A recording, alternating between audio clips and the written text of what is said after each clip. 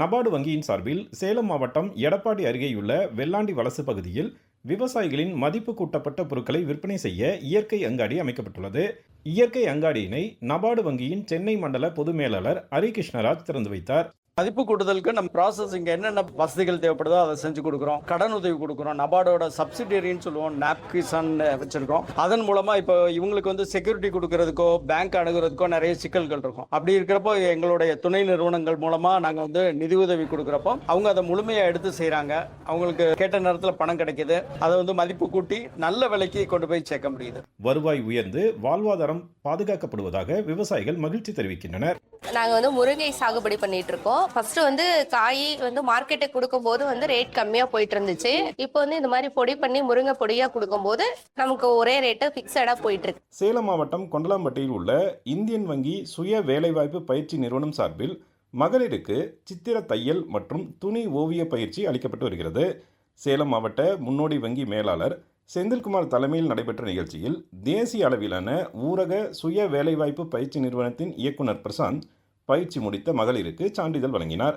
சணல் பைகள் தயாரிப்பு பயிற்சி பெற்றதன் வாயிலாக சொந்தமாக தொழில் தொடங்கி வருமானம் ஈட்டுவதாக கூறுகிறார் பயனாளி நஸ்ரத்.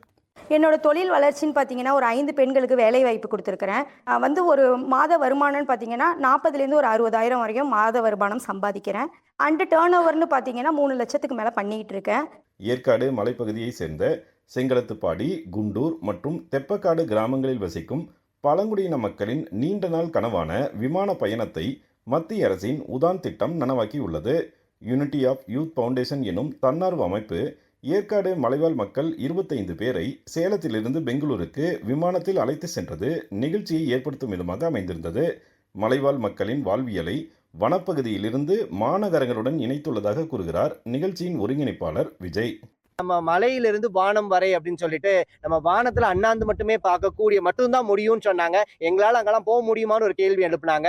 யார் சொன்னா போக முடியாது, நம்ம நினைச்சா முடியும்னு சொல்லி அவங்களை எல்லாரையும் இன்னைக்கு ஃபிளைட்ல சேலத்துல இருந்து பெங்களூர் வரையும் கூட்டு போறோம். இவங்களுக்கு ஃபிளைட் மட்டும் இல்ல, அங்க போய் தங்குற வசதியா இருக்கட்டும், அங்க பெரிய பெரிய மால்ஸை பாக்குறதா இருக்கட்டும், அங்க இருக்க பீப்புளை விசிட் பண்றதா இருக்கட்டும், சிட்டி அதாவது ஒரு கிராமப்புறத்துல இருந்து சிட்டிக்குள்ள எப்படி அவங்க என்டர் ஆக போறாங்க, அதோட லைஃப் எப்படி கத்துக்க போறாங்க, வெளி உலகத்தை தெரிஞ்சுக்க போறாங்க. இன்னைக்கு ஒரு வாய்ப்பு கிடைச்சிருக்கு.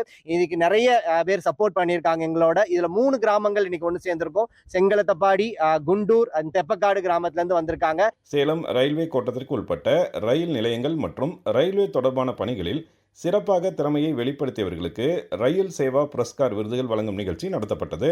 வணிக பிரிவு, மின்னியல் மற்றும் பராமரிப்பு பிரிவுகளைச் சேர்ந்தவர்களுக்கான விருதுகளை சேலம் ரயில்வே கோட்ட மேலாளர் பன்னாலால் வழங்கினார். இதில் கடந்த 2025ஆம் ஆண்டு ஒடிசா மாநில பயணத்தின் போது தீவிர போக்குவரத்து மிகுந்த வழித்தடத்தில் பழுதடைந்த ரயில் என்ஜினை அங்கேயே தங்கியிருந்து பழுதை சரி செய்த இளநிலை பொறியாளர் அர்ஜுன், சவால் நிறைந்த பகுதியில் 670 மீட்டர் தூரத்திற்கு ரயில் நடைமேடையை உருவாக்கிய முதுநிலை பொறியாளர் சிவப்பிரியா, மங்களூர் முதல் ஈரோடு வரை கடந்த 33 வருடங்களாக சிறப்பாக பணியாற்றி வரும் தூய்மை பணியாளர் சாவித்ரி உள்ளிட்ட 27 சாதனையாளர்களுக்கு விருதுகள் வழங்கப்பட்டன. சேலம் கண்ணங்குறிச்சி பகுதியை சேர்ந்த ராஜா ஸ்தபதி கடந்த 51 ஆண்டுகளுக்கு மேலாக உலோகங்களால் ஆன கடவுள் சிலைகளை இயந்திரங்களின்றி கை வேலைப்பாடுகளால் உருவாக்கி வருகிறார். இவரது சிற்பக்கலை திறனுக்கு பெருமை சேர்க்கும் விதமாகவும் சிற்பக்கலையை அங்கீகரிக்கும் விதமாகவும் மத்திய அரசு ராஜா ஸ்தபதிக்கு பத்மஸ்ரீ விருதினை வழங்கியுள்ளது. சேலம் மாவட்டத்தின் கடைக்கோடி கிராமமான கண்ணங்குறிச்சியை சேர்ந்த சிற்பி ராஜா ஸ்தபதிக்கு குடியரசுத் தலைவர் திரௌபதி முர்மு பத்மஸ்ரீ விருதினை வழங்கினார். இந்த பத்மஸ்ரீ விருதானது சாதாரண ஒரு கிராமத்தில் சாமானியனாக பிறந்த என்னுடைய சிறப்பு அம்சங்களை கண்டறிஞ்சு மத்திய அரசாங்கம் இதற்கு இந்தியாவினுடைய உயரிய விருதான பத்மஸ்ரீ விருது வழங்கி கௌரவப்படுத்தியிருப்பது மத்திய அரசுக்கும் நமது தேசத்தினுடைய பிரதமர் நரேந்திர மோடிஜி அவர்களுக்கும் உள்துறை அமைச்சர் அமித்ஷாஜி அவர்களுக்கும் தேர்வுக்குழுக்கும் என்னுடைய நன்றியை தெரிவித்துக்கொள்ள கடமைப்பட்டிருக்கேன்.